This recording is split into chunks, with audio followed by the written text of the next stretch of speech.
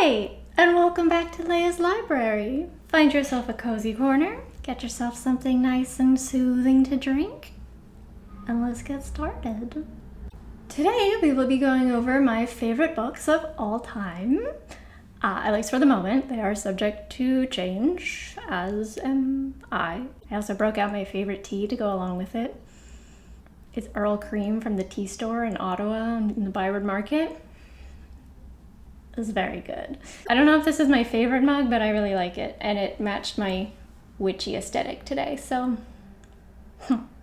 So some of these books are more recent favorites. Some of them have been around for quite a long time and may be purely fueled by nostalgia. Not sure, but this is my list, so I say it's fine. I will be making a separate list for my favorite classics of all time, so all of the books that we're looking at today are more modern. And a final note that these are in no particular order. So the first book that I'm going to talk about is Poison by Chris Whitting. It is a YA fantasy horror. It is about a girl named Poison. She's very stubborn and she's very willful. So when her baby sister is stolen by fairies and taken away to their kingdom, she immediately sets out to get her back. Nobody has heard of this book. Every time I bring it up, nobody has ever heard of it before. And yet somehow it ended up in my tiny rural town public library, which was the first place that I read it. And I love it a lot. It became a mega favorite of mine when I read it. I think the first time I read it, I was around 14. And the twist in it gave me what was probably my first existential crisis. It's a sort of anti-fairy tale. It has a lot of the fairy tale tropes, but it often scrutinizes them or circumvents them or uses them in new ways. It's also very spooky. Chris Whitting is very good at writing horror. I don't know if it's an outright horror per se. I have a hard time figuring out which books are horror because I tend not to get really scared when reading books. Usually I get like creeped out or I find them a little spooky. So this one is a little spooky. Horror light, perhaps. Or I could be wrong and it could be nightmarish. Take what I say with a grain of salt. But at the very least, lots of spooky vibes, lots of fairy tale vibes. And I just really like it. Next up, we have A Monster Calls by Patrick Ness.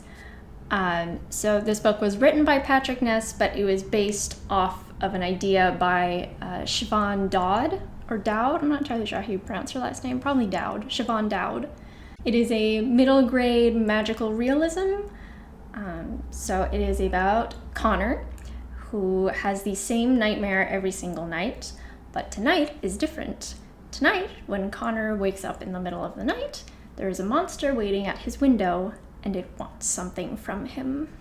This book will rip your heart out of your chest, stomp on it, throw it in a wood chipper, and then burn it to cinders, and you will thank it for it. So, like I said, this book was written by Patrick Ness, but the idea came from Siobhan Dowd, who was another author, and she passed away. And one of her last wishes was for this book to be written. So I don't know if she personally asked, I can't remember now if she personally asked Patrick Ness to write it or if he was chosen to write it, but the ideas came from her, and he did a great job, but he realized them. Everything about this book is beautiful and heartbreaking, but like in a good way, in a very good way. I was talking about this to one of my friends. I convinced her to read it, and she also loved it. And she was saying that she thinks this is one of those few books that everyone should read in their lifetime. And I can't help but agree, because it's really beautiful, and the way it talks about grief is just something that everyone needs to hear, I think, at some point or time in their lives. I highly recommend getting a copy with images in it. My copy has... I do own a copy, but I lent it out to a friend, so I don't have it right now. But my copy has images in it, and the artwork is beautiful, and it really adds to the story. And I know they do sell copies without images, and if you're looking for it, I highly recommend getting one with the images in it, because they really do add to it. There is also a movie that was made a few years ago, and it's surprisingly equally as good as the book, which is quite the rarity. So if you don't necessarily have time to... It's a very short book, so you should be able to read it anyway, but if you don't have time to do a lot of reading, but you're interested in this story, you could also check out the movie. Next on the list is Good Omens by Terry Pratchett and Neil Gaiman. This is a supernatural urban fantasy, I think would be the best name for it. Wow. So this follows Aziraphale, an angel, and Crowley, a demon, who, despite being put on Earth as adversaries since the beginning, have grown rather fond of each other and of their respective lifestyles on Earth, which is all very well and good until the Antichrist is born and is set to bring about the apocalypse in 11 years' time. Aziraphale and Crowley decide to try to do something about it, except there is one problem. They seem to have misplaced the Antichrist. This book is just so charming and delightful. The writing is very Pratchett-esque, with little hints of Gaiman strewn throughout. From what I understand, Pratchett did a good 90% of the physical writing, so that makes sense. I just love these characters so much. They're so much fun. There is also a TV show, which, to be honest, I actually kind of prefer over the book. I know, it's weird, but that isn't to say that I don't love the book, because I do very much love this book. The only thing is that I found the show had a little bit better of an ending. It wrapped things up a little bit nicer. And there are some things in this book that didn't age well. There are a few mildly homophobic things that are said quite casually. And it's not a big thing, so I don't want to deter you from reading this. But just go in knowing that there are 2 instances where some things are said that will probably make you go, And the show doesn't have those. But that being said, this is a delight. Aziraphale and Crowley are 2 of my favorite characters ever. Just a great time, very funny, very witty, very magical. Would strongly recommend. Next up we have Sundancer by Shelley Peterson, which is a middle grade contemporary fiction. Just bear with me. I can explain. This is about an elective mute girl named Bird. Elective mute means that she can talk physically, she just chooses not to for her own reasons. But although she doesn't speak out loud, she can hear the thoughts of animals and communicate with them. She uses this ability to talk to the animals at the farm that she lives on with her aunt, in order to kind of help them settle in. And also, she doesn't have a whole lot of friends, so they're kind of her only friends. Until one day, a problem horse arrives at the stable that even Bird can't communicate with. But before she can get around to figuring this horse out, Bird's mother decides to pay an unexpected visit which opens up a lot of old wounds and completely upheaves Bird's life. I love this book more than is logical. It does have its flaws, okay? I know. I am aware. Some of the characters are very exaggerated to the point of being caricatures, but I don't even care. Y'all can fight me because I love this Horse Girl book. I think it's very good. Also, I really hate the term horse girl for a lot of reasons, actually. I don't know if I'll go into them here, but I think it's actually kind of a sexist term. We can talk about that at another point if you're interested in hearing my thoughts.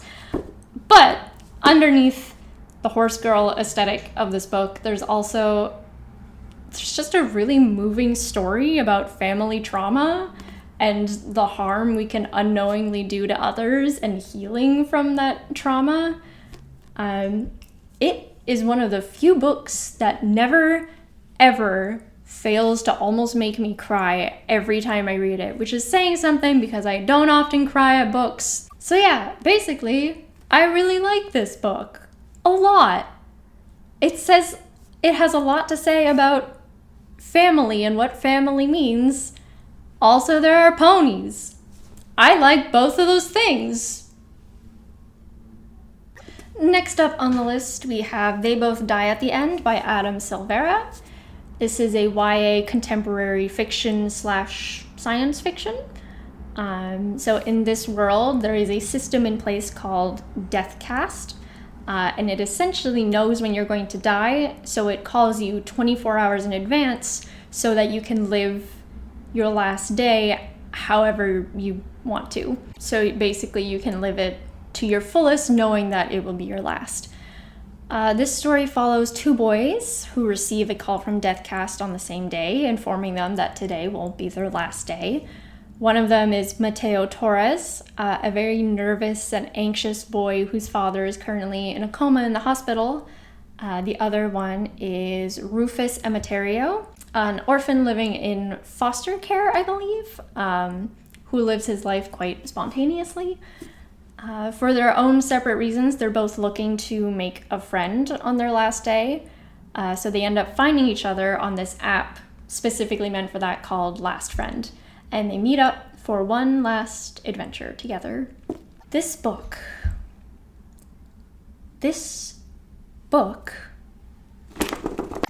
gave me emotions with a capital E. Mateo and Rufus are just so wonderfully written, and I love watching them grow from the beginning of the book to where they are at the end, and watching them grow closer in just one day. It's just... What I really love about this story is the message, or at least the message I got from it, which might be different for you if you decide to read it. But what I got from it was that there is no love without loss, but that loss in no way diminishes the love that came before it and the love that will continue after it happens. It's just so beautiful, and I so highly recommend it. The next book on the list is Alone by Megan E. Freeman. This is a middle grade adventure / poetry book. It follows 12-year-old Maddie, who hatches a scheme with some of her friends to have a sort of sleepover girls' night. I guess she's too young for girls' nights. It's just a sleepover at one of her parents' empty cottages, only to wake up the next morning completely alone in a town that has been mysteriously abandoned. So she is on her own, except for her companion, which is a Rottweiler named George, and she has to learn to fend for herself as she waits for rescue to come. This book is just very beautifully written. There were numerous times while I was reading it where I had to stop and just take a moment and before continuing on, because it was just so lovely. There were sentences that I read like 2 or 3 times over just because they were so beautiful. I loved following along Maddie's journey and her growth and her struggles. And trust me, there were some struggles. It was cathartic seeing a character break down and then pick herself back up and carry on and then break down again and have to pick herself back up. And each time it's just as hard.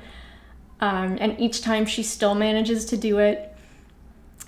It's not a narrative you often get, especially with media with female leads. For some reason, somewhere along the line, somebody decided that feminist characters can't struggle, and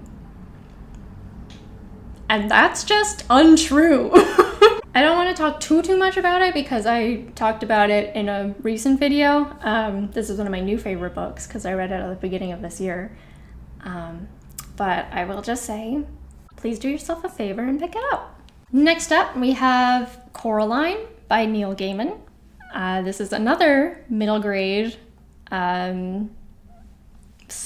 children's horror, I guess, middle grade horror.